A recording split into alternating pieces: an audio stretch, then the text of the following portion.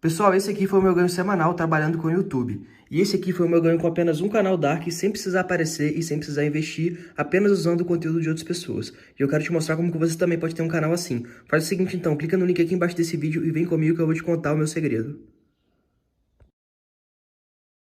E eu acho que uma dica legal para quem quer entender um pouco essa questão da exploração sexual de crianças, tem um documentário chamado Um Crime Entre Nós. É super recente também, acho que tem uns 3 anos, que é do Instituto Liberta, que é coordenado pela Luciana Temer, que faz um trabalho muito grande em relação à investigação e conscientização. Então, tem muitos relatos, né, de crianças, adolescentes que passaram por essa violência e contam como é que isso funciona, nessas remunerações, esses aliciamentos, né, como que elas são captadas para trabalhar nesse mercado, que é importante explicar também que não existe prostituição infantil, tá? Não existe, porque a gente usa esse termo de forma inadequada. Prostituição digamos assim, é uma função regulamentada do mercado da sexualidade. Na verdade, é exploração sexual de crianças e adolescentes. Crianças e adolescentes não se prostituem, eles são explorados sexualmente, que é um crime. Então, fazer essa diferença, aquela criança está se prostituindo. Não, ela está sendo explorada sexualmente.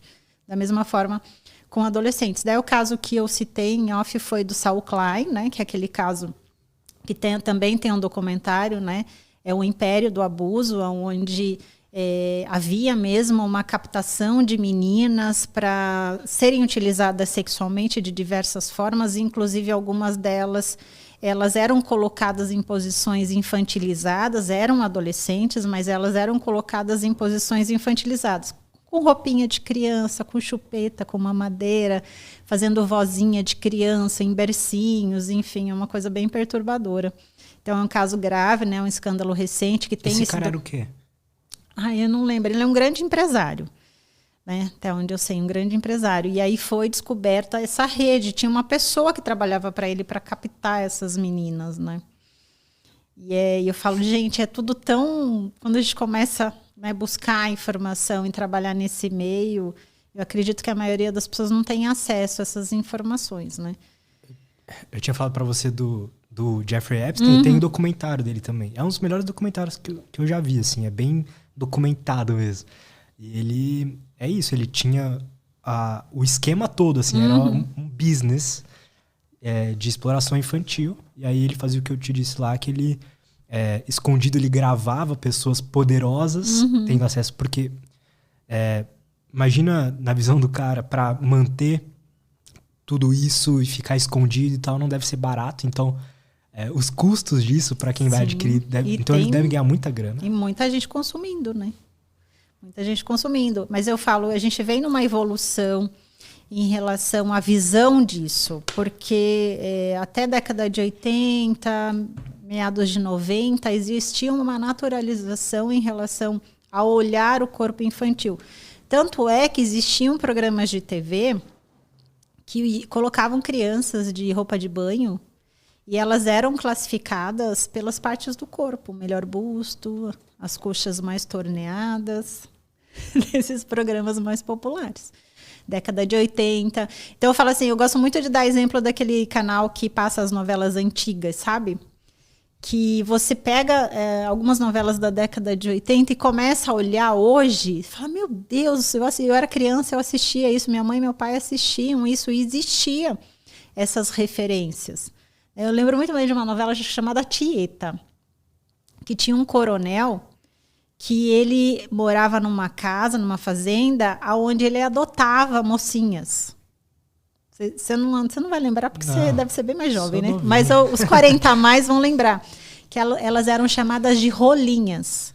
Eram meninas carentes, que as famílias doavam em troca de comida, abrigo e educação, e o que ele ensinava para elas era o beabá. Tinha a cena dele colocando as meninas no colo.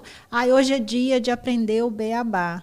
E, na verdade, toda uma conotação sexual, né, inferindo-se que ele realizava práticas sexuais com aquelas meninas, isso numa novela super aclamada. Mas será que isso não foi uma crítica? Não parecia. Artística.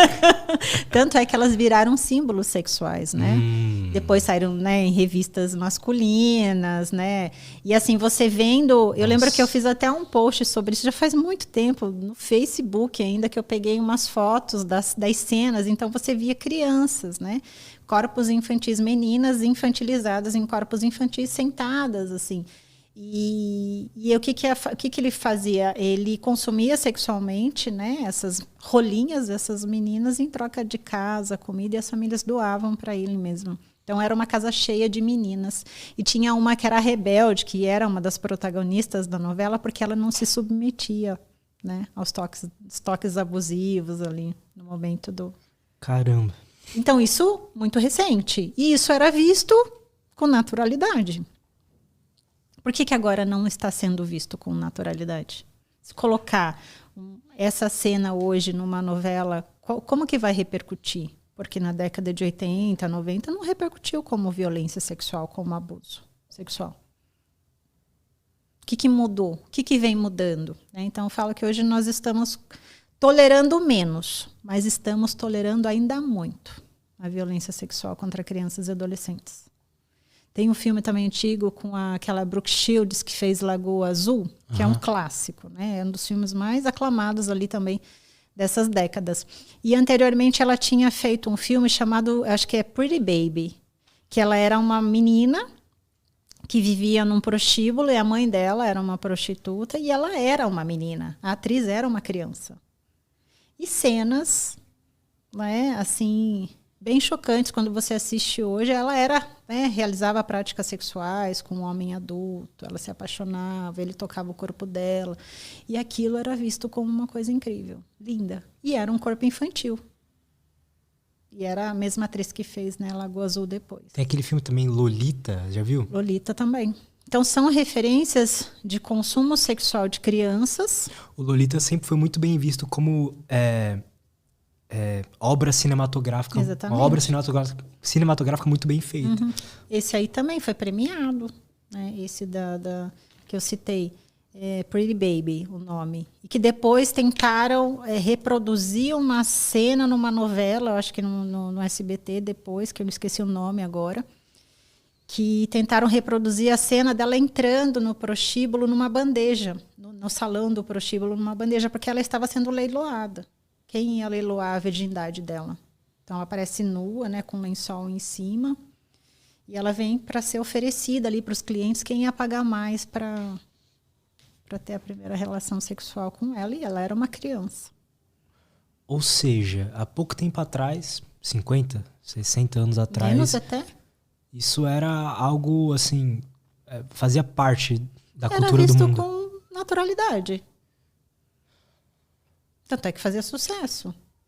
Era premiado. Não é esquisito? Então, para nós, hoje, a gente não tem mais esse olhar. Não digo que a sociedade ela esteja mais preparada para denunciar, para não se omitir. Mas ela já identifica. Opa, isso aqui não pode mais. A moral evoluiu, né? Evoluiu, de certa forma evoluiu. Até pelos movimentos, né, pela internet, as pessoas dizendo, olha, isso não pode, isso é crime, isso é proibido, isso tem que ser penalizado. Todos esses movimentos, né, que aconteceram nesses últimos anos, trouxeram essa visão, né, não digo de 100%, porque a gente nunca pode generalizar, mas a maioria das pessoas consegue identificar uma situação de violência, por exemplo, sexual contra uma criança, vendo uma cena. Não que talvez ela não sinta repulsa, não fique indignada, mas ela sabe que ali está rolando, né, um abuso.